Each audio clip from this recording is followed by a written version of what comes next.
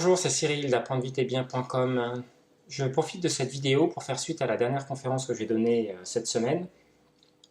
Pendant cette conférence, j'ai utilisé une nouvelle salle de conférence virtuelle, justement. Donc une conférence sur apprendre avec la pensée visuelle. Et donc cette nouvelle salle, je ne la maîtrise pas encore complètement. Et il se trouve que j'ai laissé passer quelques questions que je n'ai pas vues en direct. Donc je vais profiter de cette vidéo pour y répondre. Alors, commençons par la première question. Alors, c'est celle-ci. Je voudrais donc traiter cette question-là. La question que je me pose à ce stade, est-ce que la mémorisation, stockage plus récupération est plus importante qu'avec un apprentissage avec des notes linéaires? Avant de répondre à cette question, je voudrais quand même recontextualiser un petit peu le cadre de cette conférence. Donc, j'ai parlé des prises de notes visuelles, c'est-à-dire on utilise des mots et des images de façon spatiale, sous forme de carte mentale, de sketch note ou autre. Et donc cette personne-là me demande si c'est plus efficace pour mémoriser. La question clairement c'est oui. Et pourquoi ça? Parce que quand on prend des notes visuelles, on met en œuvre des processus cognitifs importants et ça favorise la mémorisation inconsciente des informations. Alors je vais rentrer un petit peu dans les détails. Quand on prend des notes linéaires, en fait on écrit les informations les unes sous les autres comme on les reçoit. Quand on prend des notes visuelles, on va chercher les mots-clés. Donc il va falloir avoir une écoute, une lecture réellement active.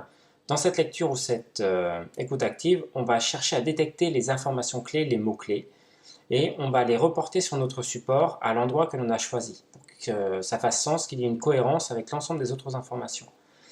On peut aussi transformer ces mots-clés sous forme de pictos. Donc il va falloir, après avoir détecté le mot-clé, chercher une représentation visuelle, donc on fait ça dans sa tête, ensuite dessiner cette représentation.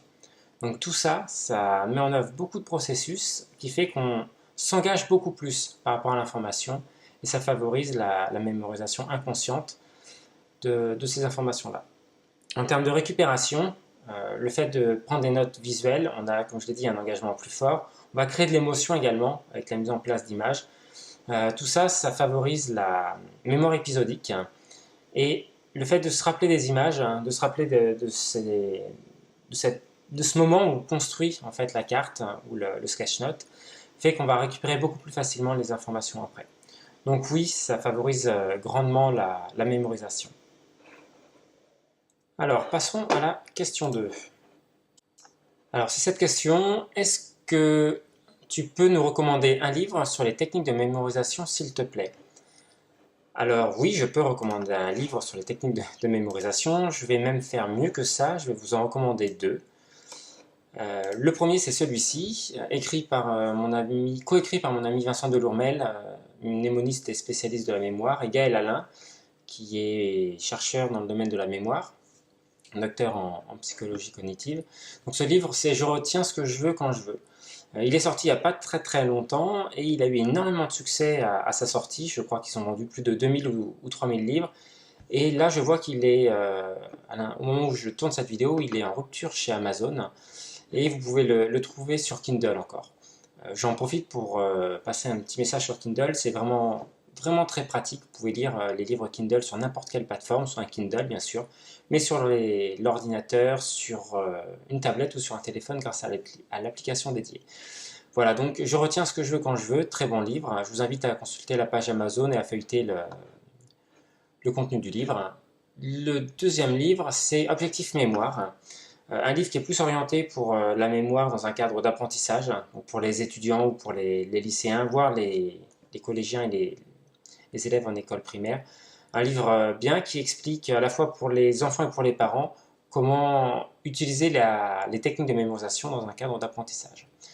Voilà donc ces deux livres. Je retiens ce que je veux et Objectif Mémoire.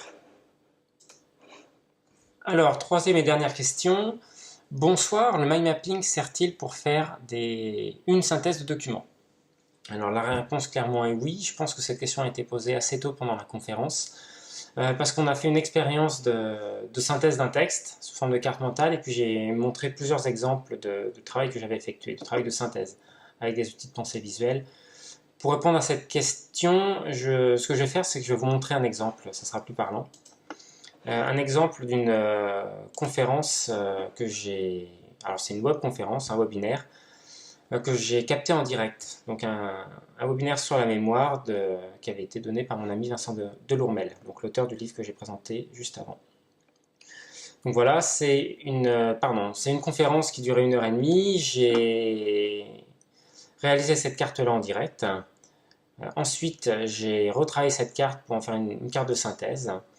Et puis voilà, un sketch-note, la version définitive, la même information sous forme de sketch-note. Donc oui, avec juste ce document-là, je pourrais refaire ou en tout cas retrouver toutes les informations qui avaient été données pendant la conférence. Et je peux le faire de façon très facile, puisque c'est visuel et que c'est agréable à regarder. Alors si ce sujet, apprendre avec la pensée visuelle, vous intéresse, sachez que je viens de mettre en ligne une formation sur comment apprendre le mind mapping, sur les bases de comment apprendre le mind mapping. Je vous montre ça tout de suite. Donc cette page-là, vous trouverez le lien dans le descriptif de la vidéo sur YouTube ou sur le descriptif de la vidéo sur Facebook, suivant sur quelle plateforme vous consultez. Donc vous trouverez dans la vidéo, sur cette page-là, vous trouverez un petit peu le descriptif. Grosso modo, cet atelier, qui était un atelier en direct que j'ai enregistré et mis en ligne ensuite, comporte 3 parties.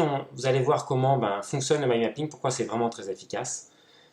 Le gros de l'atelier, c'est vraiment de la pratique, vous amener à devenir compétent sur la réalisation de cartes, que vous soyez capable de les réaliser en toute situation. Et enfin, comment préparer votre post-formation, comment mettre en application ce nouvel outil qui sera à votre disposition, comment le mettre en application dans votre vie quotidienne, que ce soit sur des applications personnelles ou professionnelles. Donc voilà, si ça vous intéresse, je vous invite grandement à consulter cette page, ou à vous rendre tout simplement sur le site Apprendre vite et bien pour avoir davantage d'informations sur les techniques d'apprentissage efficaces. Quant à moi, je vous dis à très bientôt pour une prochaine vidéo.